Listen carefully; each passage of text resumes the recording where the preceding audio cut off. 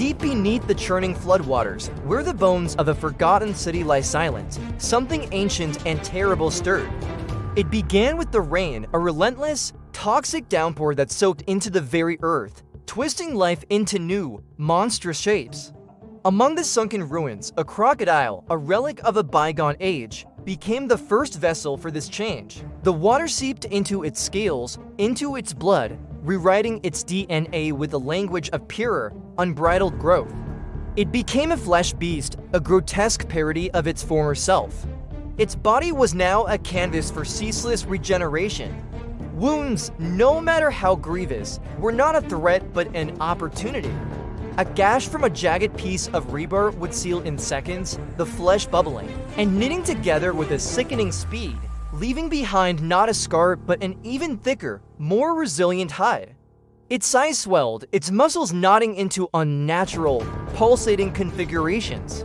It was a walking, swimming engine of repair, a biological paradox that could not be truly harmed. The ruins became its kingdom, and every living thing that strayed into its domain was swiftly torn apart and consumed. But life, as they say, finds a way, and in the darkest corners of this drowned world, another creature was watching, learning. It was a rat, small, insignificant, but possessed of a cunning born from generations of survival. This rat, unlike the birds that were snatched from the sky or the fish that were swallowed whole, did not see an invincible monster. It saw a system, a pattern. For weeks, it scurried through the rusted gantries and crumbling ledges above the water, its beady eyes tracking the flesh beast's every move. It observed the beast's insatiable hunger, the way it thrashed and tore at its prey. But more importantly, it studied the water. The rat noticed the subtle shifts in the current, the way the floodwaters eddied and swirled around the weakened pillars of a massive, half-submerged parking garage, the crocodile's preferred lair. It felt the vibrations through the concrete, the groan of stressed metal and decaying stone. It saw how the crocodile, in its blind rage and endless healing, would slam against these supports, unknowingly hastening their demise. The rat saw something else too. It saw the crocodile's own power turned against it. After a particularly violent feeding, a massive chunk of its flank was torn open by a submerged vehicle. The rat watched, mesmerized, as the wound began its hideous healing process. Flesh boiled up from the depths of the chasm, but it grew too fast, too chaotically. It folded in on itself, trapping water and debris within the new tissue. The crocodile roared, not in pain, but in frustration, thrashing to dislodge the uncomfortable, imperfect growth. It was a flaw, a tiny imperfection in its godlike regeneration. And the rat understood the healing was relentless, but it wasn't intelligent. With this knowledge, a plan began to form in its tiny, brilliant mind. It wasn't a conscious strategy, but a deep, primal instinct. The rat descended from its high perch, navigating the treacherous maze of pipes and wires that crisscrossed the structure. It found the key support pillar, the one that bore the most weight and showed the most damage. The base of the pillar, just above the waterline, was softened by years of decay, further weakened by the crocodile's constant impacts. And so, the rat began to gnaw, day after day, night after night. It worked. Its teeth, already formidable tools, became worn and blunted against the tough, waterlogged concrete and rebar. But it was relentless. It wasn't just chewing, it was engineering. It targeted the weakest points, the fractures and cracks it had observed.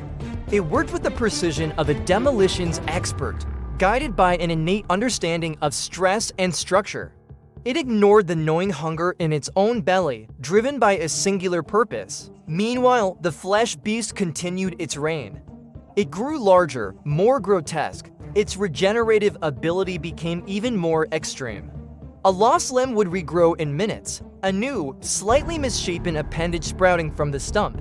It was the apex predator of this new, wet world, unaware of the tiny saboteur working tirelessly just above its head. Finally, the day came, a storm rolled in, and the floodwaters rose, surging through the ruins with renewed force. The crocodile was in a frenzy, snapping at the churning water itself. This was the moment the rat had been waiting for. With a final, desperate effort, It severed the last few strands of rebar holding the pillar together. A deep, groaning crack echoed through the garage. It was slow at first, a reluctant surrender of steel and stone. Then, with a deafening roar, the entire section of the ceiling gave way. Tons of concrete and twisted metal plunged into the water, right on top of the flesh beast. The initial impact didn't kill it. Nothing could. The massive slabs of concrete pinned it to the floor of the garage, crushing its body under their immense weight. And then its power became its prison. Its regeneration kicked into overdrive. Wounds all over its body began to heal, the flesh swelling and boiling. But pinned as it was, the new tissue had nowhere to go. The flesh grew inward, filling its own lungs, crushing its own organs. Its gaping mouth, roaring in fury and confusion, was sealed shut by a tide of its own healing tissue. The water that filled its lungs was sealed inside by its own skin.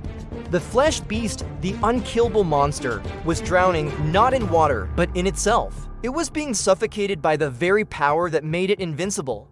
Its thrashing subsided, its immense body becoming a tomb of self-made flesh, trapped beneath the rubble.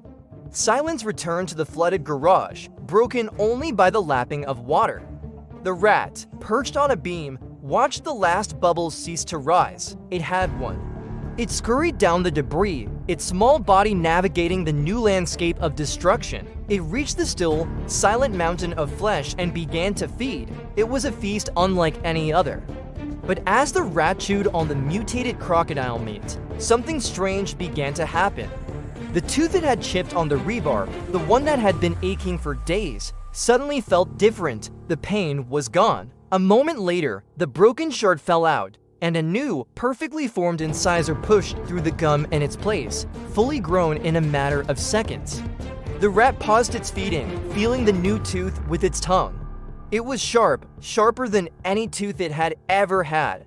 And it was still growing. The cycle, it seemed, was far from over. Thanks for watching, and if you enjoyed this journey into the dark corners of evolution, make sure to hit that like button and subscribe for more stories. We'll see you in the next one.